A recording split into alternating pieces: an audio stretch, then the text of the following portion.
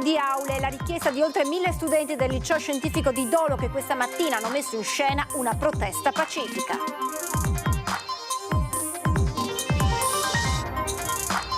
Diversi veneziani hanno manifestato la propria solidarietà durante lo sfratto all'ultima inquilina rimasta in un palazzo di Dorsoduro. Un tempo riservato a edilizia pubblica potrebbe ospitare locazioni turistiche. Paura questa mattina a Salzano, nel parcheggio di via Piemonte, 3 auto sono andate a fuoco, nessuna persona è rimasta coinvolta. Dopo il guasto giovedì sera la centralina della linea elettrica del tram a Mestre, oggi disagi nel centro commerciale di Marcon, rimasto senza corrente per circa 2 ore. Sono 16 comuni veneziani che sabato 8 e domenica 9 giugno saranno chiamati a eleggere il nuovo sindaco e il consiglio comunale per un totale di 38 candidati, seggi aperti dalle 15 alle 23 e dalle 7 alle 23. Da domenica sera a lunedì sera 2 ring speciali e un'edizione straordinaria non stop. Antena 3 seguirà in diretta il verdetto delle europee e i nuovi sindaci dei comuni al voto. Buonasera e ben ritrovati con l'edizione veneziana dei nostri telegiornali, che si apre quindi con la protesta pacifica messa in scena questa mattina dagli studenti del liceo scientifico di Dolo che chiedono più aule. È stata definita una passeggiata educativa, ma è molto di più. Oltre 1 migliaio tra studenti e insegnanti del liceo scientifico Galilei di Dolo, infatti, ha voluto porre l'attenzione camminando per le vie del paese su un problema che li affligge ormai da anni: la mancanza di aule, che obbliga 10 classi, per lo più seconde, a fare lezione a Villamò Cenigo a Oriago, a 8 chilometri dalla sede centrale. Una scelta fatta in tempo di Covid per ovvi motivi, ma che continua. A nulla sono valse le oltre 60 PEC inviate e le richieste di intervento. Non abbiamo avuto nessun riscontro da parte dell'amministrazione e di chi ci gestisce, quindi è un bacino molto ampio.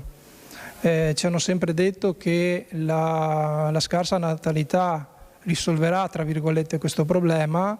Noi non lo vediamo, questa riduzione della natalità, forse perché è più il caso di parlare di residenzialità. Questi comuni stanno aumentando la residenzialità e di conseguenza il numero di famiglie o di abitanti aumenta. Le richieste di iscrizioni infatti sono aumentate nel tempo, ma le aule restano quelle. Non solo. Sempre di più ci sono studenti con certificazioni che richiedono di poter venire qui al liceo.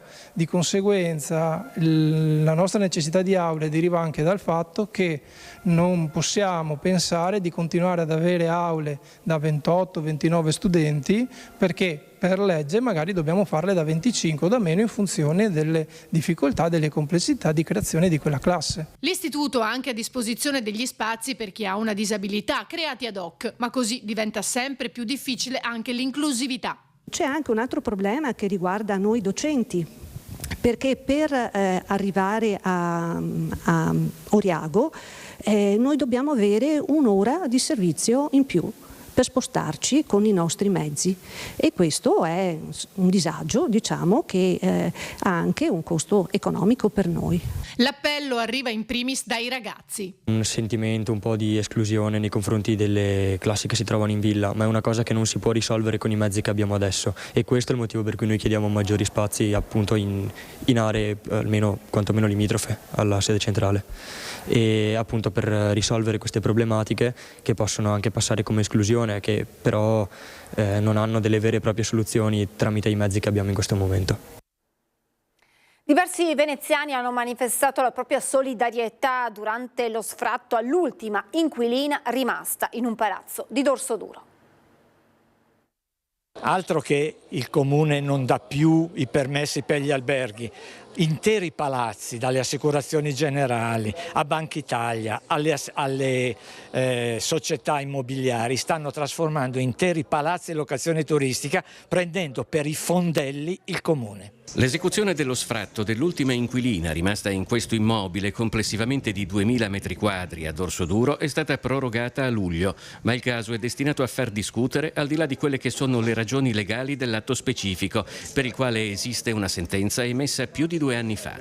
Per questo a manifestare solidarietà all'ultima residente al momento dell'arrivo dell'ufficiale giudiziario sono arrivati in diversi. Il problema all'ordine del giorno è quello degli sfratti e delle problematicità della residenzialità. Non si dà il cambio di destinazione d'uso, però si dà la possibilità di fare appartamenti turistici. Si continua a svuotare la città di residenti per dare la città in mano ad imprenditori che vogliono solo sfruttarne gli spazi per il turismo. Nello specifico, questo enorme stabile ospitava addirittura alloggi pubblici, decine di famiglie di veneziani.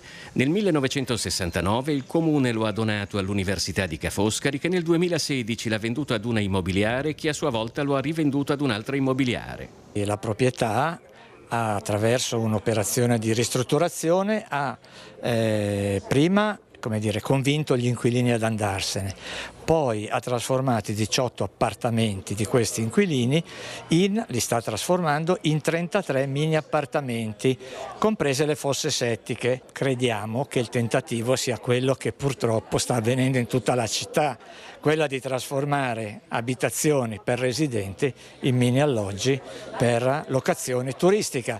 Oramai capitale del turismo di massa, Venezia non ha più abitanti e una sola economia, spesso gestita da proprietà in altre regioni, ancora più spesso in altre nazioni, accanto a centinaia di alberghi, hotel, resort e bed and breakfast che hanno letteralmente cambiato la città, soprattutto a partire dagli anni 90. L'ultimo decennio è stato contrassegnato da un autentico boom di locazioni brevi. Nel 2022 gli alloggi privati per turisti a Venezia erano circa 8.000.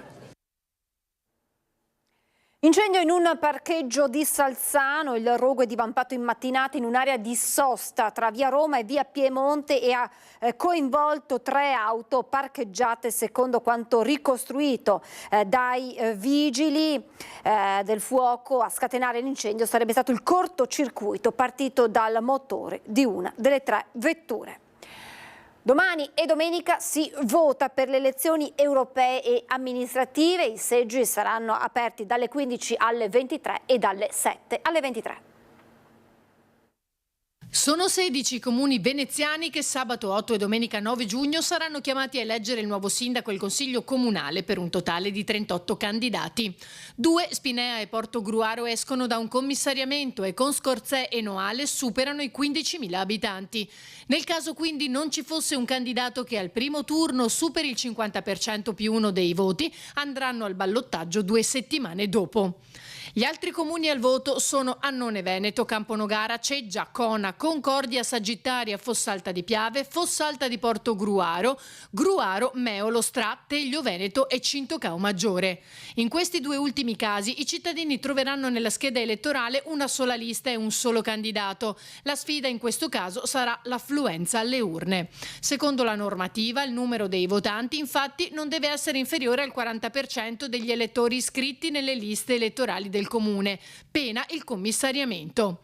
Si voterà però anche per le elezioni europee. L'Italia elegge 76 eurodeputati scelti in 5 circoscrizioni. Il Veneto è nella circoscrizione nord-est che elegge 15 eurodeputati. Si possono esprimere fino a 3 preferenze per i candidati al Parlamento europeo collegati alla lista e non è permesso il voto disgiunto. I seggi saranno aperti sabato dalle 15 alle 23 e domenica 9 giugno dalle 7 alle 23. E naturalmente Antenna 3 seguirà come sempre in diretta il verdetto delle europee e i nuovi sindaci dei comuni al voto da domenica sera a lunedì sera con 2 ring speciali e un'edizione straordinaria non stop.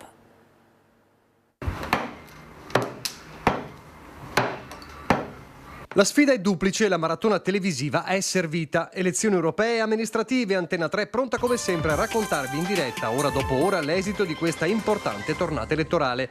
Si parte domenica sera alle 21 con uno speciale ring dedicato proprio alle europee. Dalle proiezioni di voto allo spoglio nei seggi, una notte dedicata ai risultati e commenti con gli ospiti in studio. Il giorno dopo, lunedì, dalle 8 del mattino si riparte con una lunga edizione straordinaria non stop fino a sera, che analizzerà il voto definitivo delle europee prima di iniziare a raccontare lo spoglio per le amministrative. I nostri inviati dalle piazze dei comuni più importanti per raccontare in diretta chi vince e chi perde e tutti i commenti della politica. A fine giornata è il momento di tirare le fila della sfida. Dalle 21 nuovo speciale ring con i verdetti e gli scenari che dalle urne emergeranno sia in Europa che nel territorio. Da domenica sera a lunedì sera, sempre in diretta. Se volete sapere tutto sulle elezioni, state con Antenna 3. Dopo il guasto giovedì sera alla centralina della linea elettrica del tram a Mestre, oggi disagi al centro commerciale di Marcon, rimasto senza corrente per circa 2 ore. Un terzo del centro commerciale Vale Center di Marcon è rimasto senza corrente elettrica per circa 2 ore nel primo pomeriggio. Scale mobili ferme, niente aria condizionata e alcuni negozi costretti ad abbassare le saracinesche sia per la mancanza di luce che per il malfunzionamento del sistema elettronico antitaccheggio che avrebbe facilitato il compito a eventuali ladri. I tecnici si sono messi subito al lavoro, ripristinando il guasto in poco tempo e permettendo dunque all'attività di riaprire. Un episodio che avviene all'indomani del guasto alla centralina della linea elettrica del tram a Mestre, che giovedì sera si è fermato provocando non pochi disagi alla circolazione stradale e ai passeggeri.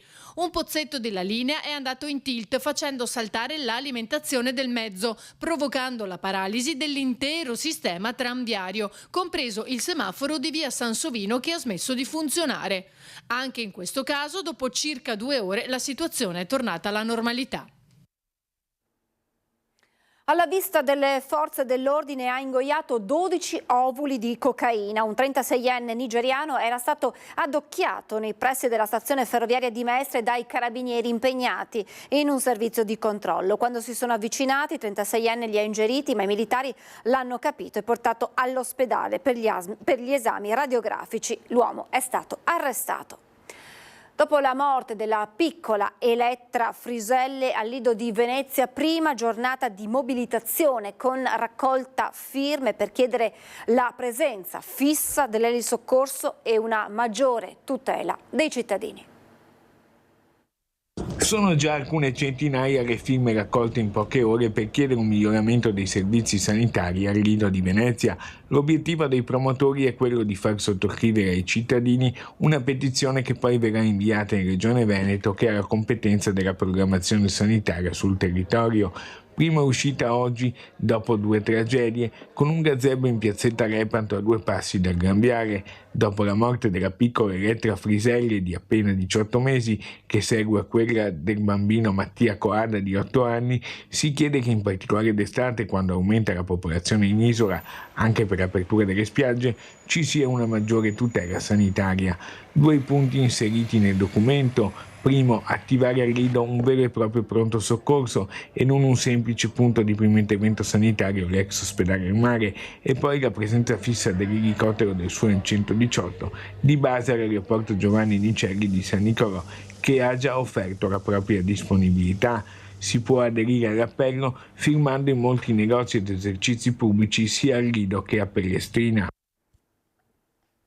Continuano in città le manifestazioni di cordoglio per la morte di Don Antonio Biancotto, il prete veneziano vicino agli ultimi. Lo scorso 28 aprile aveva accolto Papa Francesco al carcere della Giudecca, lunedì i funerali presieduti dal patriarca Moraglia. Venezia tributa il suo ringraziamento con affetto, riconoscenza e commozione a Don Antonio Biancotto, conosciuto in città anche come il prete degli ultimi di coloro che vivono condizioni e situazioni di bisogno, morto nei giorni scorsi dopo una malattia all'età di 66 anni. È stato anche coordinatore triveneto dei cappellani delle carceri. Si è impegnato tantissimo per i giovani, di cui è stata una guida attenta ed autorevole, e per l'evangelizzazione di strada, così come per l'adorazione eucaristica di 24 ore. Lo scorso 28 aprile aveva accolto nel carcere della Giudecca la visita di Papa Francesco. Non voleva mancare a questo appuntamento, nonostante fosse già molto provato nel fisico. Qui vediamo Don Antonio in una catechesi del gennaio scorso. L'Eucaristia, prima di tutto, risponde al bisogno di non essere soli, perché Gesù nell'Eucaristia desidera parlare al cuore di tutti e in ognuno genera sentimenti e prospettive uniche. I funerali di Don Antonio Biancotto verranno celebrati lunedì alle ore 11 nella chiesa di San Silvestro a Venezia e saranno presieduti dal patriarca di Venezia, Monsignor Francesco Moraglia, con tutto il presbiterio. Un'ultima notizia di sport: dopo averlo portato in Serie A, Paolo Vanoli non sarà l'allenatore del Venezia Football Club nella prossima stagione. L'ha annunciato il presidente, spiegando di aver ricevuto la comunicazione dal manager dell'allenatore e precisando che per liberarsi dal Venezia dovrà essere saldata la clausola di €1 milione. Ed è tutto per questa edizione del telegiornale, adesso la sigla e poi le previsioni del tempo. Grazie per essere stati con noi, buon proseguimento di serata.